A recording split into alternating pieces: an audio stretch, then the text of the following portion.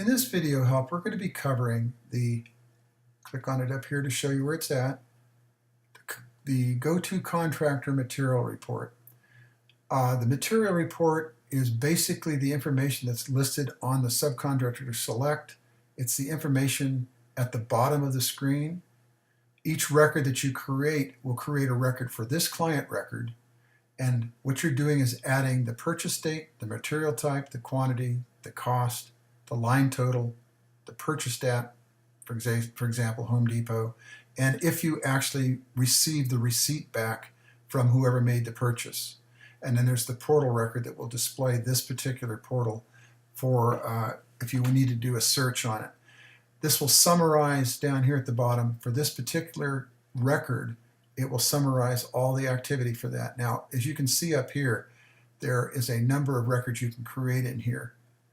And each one that you create, it'd be the items for this particular contract, for this particular piece of property, and then the summarization of all the items that were purchased for materials by the subcontractor. So now in some cases, you'll probably already said it before I got to this point. Subcontractors sometimes just give you a flat quote for all the materials and labor. If that is done, you can indicate that in the record above and the quoted amount based on all the tasks that are supposed to be done under that subcontract. In this case, say for example, I had a pool cleaning to be done, and it's only one guy, and that particular subcontractor is coming out, and he quoted it at, say, $3,000. You would put all the information plus the cost of that particular sub's bid, and you can have multiple bids in here, for example.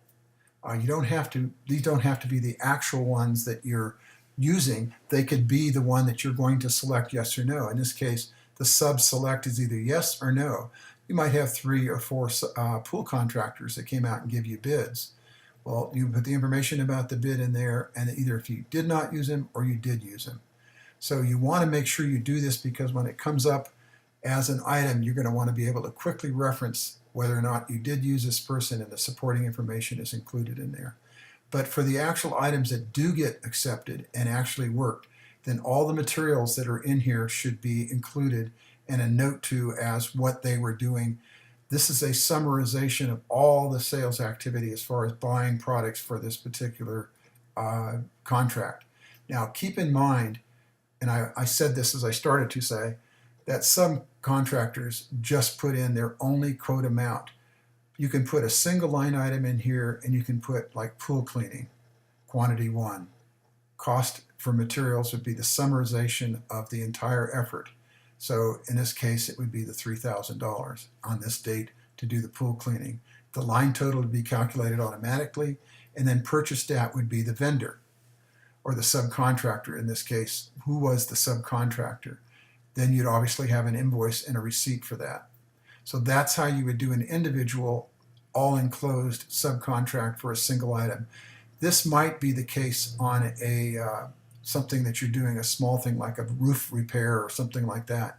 But if you're doing something like landscaping, I would suggest that you get the landscaper to itemize all the items, and then you put them into your system as far as the cost of these items. Part of the reason for that is on landscape, say you have a tree, and the tree, even before you sell the property, has a problem with it. You know where that tree was purchased, what its cost was, and everything about it, and you have a receipt for it that you can take back and replace that tree if you need to, or recall the sub to have them come in and replace that tree, and you know everything about that particular tree. You may not want to do that on small plants. It's up to you. You can have just a summary for all the small plants as a separate item, like plot plants or whatever, and then the cost and the item count for them all, plus the receipt that covers those. So it's really up to you how you want to slice and dice this. But what this is supposed to do is when you resell the house, you're supposed to be able to look at this and see all your costs that are related to it and be able to quote back. Say, for example, you do the kitchen, and the kitchen is a guy that came in and did the kitchen, and you itemized all the kitchen items, and you put the summary that you had of all those items. You're going to be able to do a, say, for example, purchased at. If you have the kitchen guy, you'll be able to separate the kitchen and see all the costs that you were related to that kitchen when you do the report. So let's go over and take a look at the report itself. So we're going to go down, pop up the report. And I have two items in here currently. And those are the actual construction equipment or items for the construction, where I had a 3/4 inch fire sheet drywall. And this is going to be a replacement in the garage where you have to have fire break quality 3/4 inch in there. There were 12 of them required. The material cost is 11 each, 132 would be in there. And I have to go back and make sure these have dollar signs in them. But the actual location is at this dwelling. It was a property evaluation that we did here, but we had the current status as property evaluation. And then we also got some paste that goes in the cracks of the drywall to go ahead and sand down and make it all smooth. And those were $39 at cost. One of them was a 5-gallon bucket, and it was $39. So the combined cost is going to be $171. Now, let's talk about how you're going to do the actual lookup of the information. If you purchased at, say for example, all the things from Home Depot, or say it's landscaping or whatever, you can do a do find, start the find, and then put in whatever that is. Like, I want to see everything from Delco, or I want to see everything from the pool guy, or I want to see everything from the landscape contractor. That would bring up the records only for that. It would sub-summarize them and sum the total at the bottom. So there'd be a sum for each one of the individuals, and then a grand total at the bottom. And when you see the grand total at the bottom of this, when all things are listed, then you would see a large number that would cover all the things for the entire dwelling. So now let's say I do a report and I want to see everything that was involved with this entire thing. I would do a find for the address, and then it would do sub-summaries, and then a grand total at the bottom of the report for everything that would include everything in the house, all the materials, the labor, all the subcontract, all the individual subcontractor items.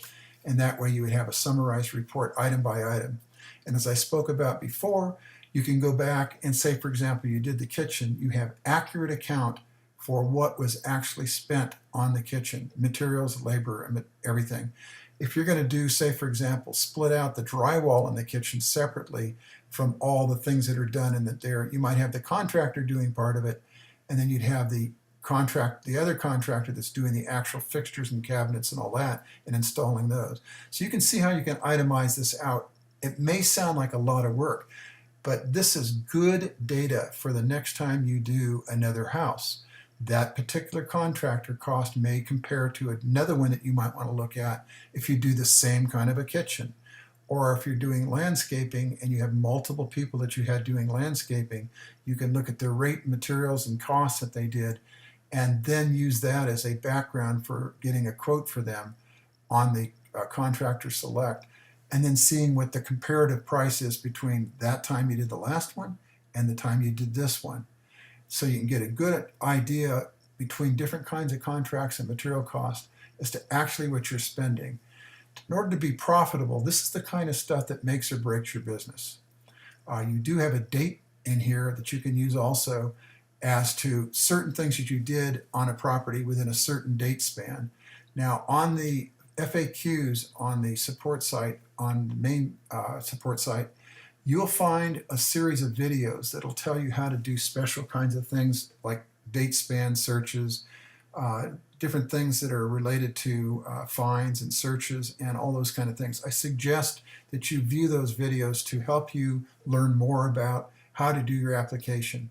And as always, I don't mind if you call me and ask questions or send questions through the FAQ support. I will answer any question that you have that's related to even the business activity and things that you may need.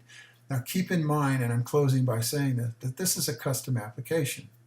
So if you want to modify, change, add, or do related things to this particular application, no matter what screen it's on, or things that you may want to change that you don't need or don't want to see ever, let me know and I can adjust this application to fit your requirements. If you're in this application and you are doing this report, this is the last thing I want to show you. If you do not see a sub-summary because you've done a find, go back up and click this Run Report button. And what it'll do is it'll bring the headers back in so you can see all the information on these top parts and this part here. This is for this particular location, and then these are all the things for that location that are related to all the different tasks that have been created and done. Enjoy this application. If you need more support, you can always ask for help. Thank you.